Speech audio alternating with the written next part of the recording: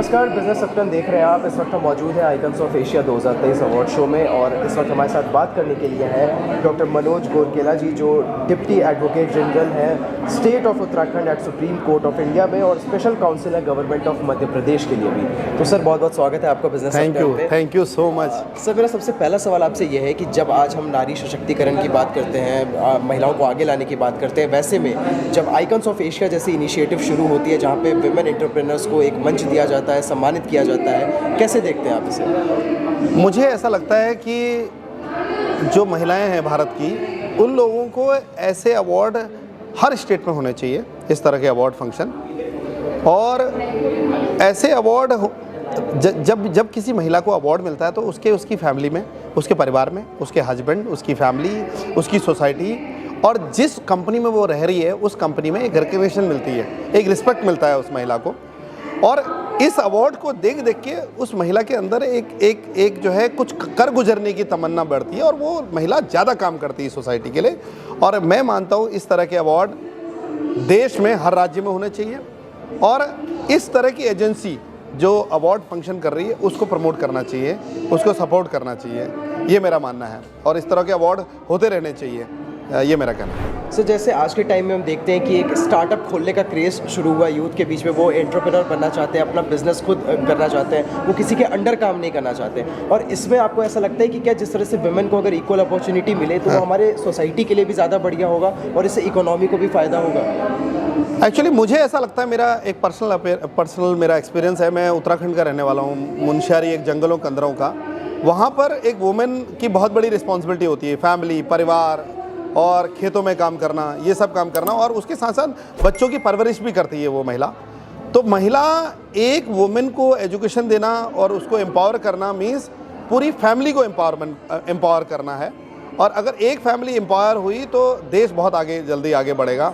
और महिलाओं के अंदर बहुत पेशेंस होता है, महिलाओं के अंदर काम करने का बहुत लगन होती है और महिलाएं बहुत, मुझे ऐसा लगता है आदमी की अपेक्षा महिलाएं ज़्यादा उनको हार्ड वर्किंग क्वालिटी होती है उनके अंदर, क्योंकि उनको पैदा होने से ही एक रिस्पॉन्सिबिलिटी दी जाती है उनको, भाई की रिस्पॉन्सिबिलिटी, फैमिली की रिस्पॉन्सिबिलिटी, परिवार की रिस्पॉन्सिबिलिटी। ये रिस्पॉन्सिबिलिटी उस महिला को स्ट्रांग बनाती है और वो स्ट्रांग महिला अगर इंटरप्रेन्योरशिप में आएगी, बिजनेस में आएगी तो वो और ज़्यादा वर्क करेगी और ज़्यादा काम करेगी।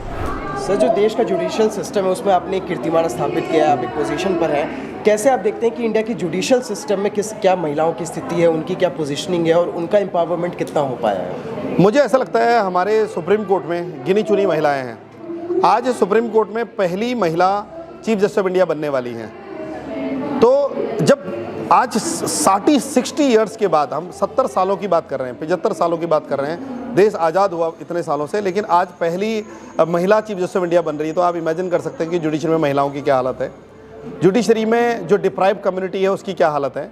आज की डेट में सुप्रीम कोर्ट में एक भी व्यक्ति जो ऑन रिकॉर्ड, एक भी लॉयर आदिवासी नहीं है 50 इतने सालों से। तो मुझे ऐसा लगता है कि महिलाओं को जुडिशरी में आना चाहिए, सुप्रीम कोर्ट में आना चाहिए, क्योंकि सुप्रीम कोर्ट भारत की तकदीर लिखती है। वहाँ से जो दिया गया जजमेंट पूरे भारत पर पहुँचता है, इफेक्ट पड़ता है। महिलाएं अगर सुप्रीम कोर्ट में आएंगी, लॉयर बनेंगी, अटॉर्नी जनरल बनेंगी, सॉलिसिटर जनरल बनेंगी, तो वो जो है देश की महिलाओं के बारे में ज़्यादा काम कर पाएंगी। ये जो अभी हमारे वर्तमान chief justice, honourable chief justice Chandrachud हैं, उन्होंने जितने भी जुडिशरी के जो कोर्ट्स थे वहाँ पर टॉयलेट्स नहीं थी महिलाओं के लिए, उनके लिए टॉयलेट बनाई। उत्तराखंड की एक महिला विधानसभा अध्यक्ष है, उन्होंने उनके लिए एक बैठने के लिए रूम बनवाया है। तो धीरे धीरे एम्पावरमेंट हो रहा है देश में। और महिलाओं को मेरी एक ये भी रिक्वेस्ट है पूरे देश की महिलाओं को, आप अगर किसी पद पर जाते हो तो आपको महिलाओं को ही भी आगे बढ़ाना चाहिए, एक वुमेन्स को भी सपोर्ट करना चाहिए। और एक मेरा ये कहना है, मेरा गवर्नमेंट, मेरा बहुत सारे ऑर्गेनाइजेशन है भारतवर्ष में, टाटा है, रिलायंस है, इतने सारे ऑर्गेनाइजेशन भारतवर्ष में हैं। इन ऑर्गेनाइजेशंस को मेरी रिक्वेस्ट है, गवर्नमेंट से भी रिक्वेस्ट है, भारत में एक ऐसी लॉ यूनिवर्सिटी बननी चाहिए, वुमेन एम्पावरमेंट लॉ यूनिवर्सिटी का एक ऐसी यूनिवर्सिटी बननी चाहिए जिसका नाम होना चाहिए वुमेन एम्पावरमेंट यूनिवर्सिटी, जहाँ पर 1 लाख गरीब बच्चे, गरीब महिलाएं, 1 लाख गरीब बच्चे, वुमेन्स बच्चों को प्राइमरी एजुकेशन से लेके PhD तक, तब तक उनको पढ़ाना चाहिए जब तक उनकी जॉब न लगे। ऐसी 1 लाख बच्चों की यूनिवर्सिटी बननी चाहिए भारतवर्ष में, जिसका नाम होना चाहिए वुमेन एम्पावरमेंट यूनिवर्सिटी। और वर्ल्ड की सबसे बड़ी लार्जेस्ट यूनिवर्सिटी होनी चाहिए जहाँ पर 1 लाख महिलाएं वहाँ पर एजुकेशन लें, क्योंकि शिक्षा शेरनी का दूध है, जो पिएगा वो गरजेगा, ये कहावत है। और एजुकेशन के फील्ड में हमने महिलाओं को आगे लाना चाहिए, और तो अपने आप ही देश आगे बढ़ेगा, ये मेरा कहना है। बहुत अच्छा सुझाव दिया आपने, हम आशा करते हैं कि आपकी बात जो है वो जो लोग सत्ता में बैठे वहाँ तक पहुँचे। एक आखिरी सवाल सर, इस साल हम कह रहे हैं कि भारत G20 की अध्यक्षता कर रहा है, और साथ ही साथ कहा जा रहा है कि भारत एक ग्लोबल सुपर पावर बनने की दिशा में है। उसमें आप महिलाओं की क्या भूमिका को देखते हैं, और आज जो महिलाओं की स्थिति है, क्या उस स्थिति में जो हमारे गोल्स हैं इंटरनेशनल, वो पूरा करना आपको मुनासिब लगता है? एक्चुअली भारत इतना बड़ा देश है, 140 करोड़ लोग हैं यहाँ पर। एक्चुअली हम लोग मेट्रोपॉलिटन सिटी में रहते हैं, जो भी प्रोग्राम महिलाओं से रिलेटेड करते हैं तो बड़े बड़े 5 स्टार होटलों में बड़े बड़ी जगह करते हैं। मैं चाहता हूँ इस देश में 80% महिलाएं गाँव में रहती हैं, विलेज में रहती हैं, स्लम्स में रहती हैं, ट्राइबल एरिया में रहती हैं, जंगलों कंदरों में रहती हैं। उनके बारे में सोचना चाहिए, उस जगह पे जाके कॉन्फ्रेंस होनी चाहिए, उस जगह पे वहाँ के बड़े बड़े इंडस्ट्रियलिस्ट, वहाँ के लोगों को, G20 के लोगों को उन जंगलों कंदरों में जो महिलाएं रह रही हैं उनसे मिलवाना चाहिए, उनकी लाइफ स्क्रेच बतानी चाहिए। तब जाके एक हमारे देश में बहुत लोग हुए, बहुत वर्ल्ड में बहुत सारे वर्ल्ड एम्पावरमेंट में जिन्होंने वुमेन एम्पावरमेंट में काम किया, उन्होंने ये बोला कि देश तभी आगे बढ़ेगा जब भारत की सबसे स्लम्स में, गांव में, विलेज में रहने वाले महिलाओं के साथ एम्पावरमेंट होगा, उनकी लाइफ बदलेगी, तभी देश आगे बढ़ेगा। 80% दुनिया गांव में रहती है, विलेजेस में रहती है, स्लम्स में रहती है। उन महिलाओं के बारे में सोचना चाहिए, इंडस्ट्रियलिस्ट को, बिल्डर को, गवर्नमेंट को। और मोदी जी बहुत अच्छा काम कर रहे हैं, उज्ज्वला योजना वो लेके आए, बेटी पढ़ाओ बेटी बचाओ योजना लेके आए, साफ़ सफाई वाली योजना लेके आए।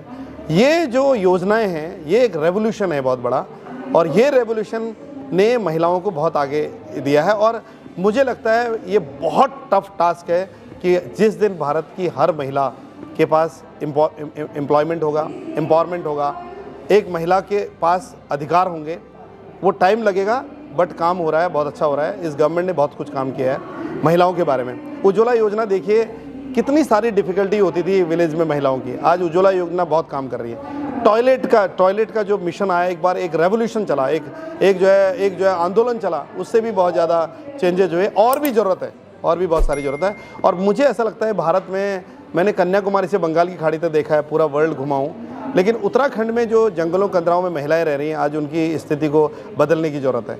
वो महिलाओं के साथ बहुत डिप्राइव्ड महिला हैं, उन लोगों के लिए काम करना चाहिए। इंडस्ट्रीज़ को, जितनी बड़ी बड़ी ऑर्गेनाइजेशन है, जितने बड़े बड़े, आपके इस मीडिया के माध्यम से मैं बताना चाहता हूँ, जितने भी लोग वुमेन एम्पावरमेंट पे काम कर रहे हैं, लाखों ऑर्गेनाइजेशन आज की डेट में दुनिया में काम कर रही है वुमेन ऑर्गेनाइजेशन को, उनको उन पहाड़ों में, जंगलों, जहाँ का मैं रहने वाला हूँ, ट्राइबल एरिया का, वहाँ तक जाना चाहिए, वहाँ की महिलाओं की स्थिति को देखना चाहिए। आज भी टॉयलेट नहीं है, पानी नहीं है, बिजली नहीं है।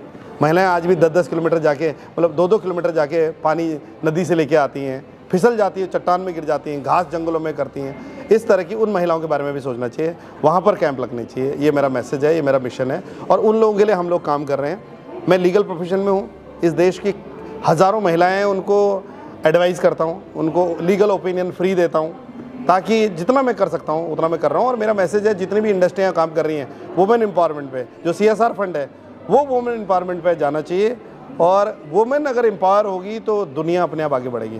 Thank you. तो जिस बेबाकी के साथ आपने सवालों का जवाब दिया उसके लिए बहुत हिम्मत चाहिए सर। बहुत बहुत धन्यवाद बिजनेस अपडेट से बातचीत करने के लिए। Thank you so much. Subscribe to our channel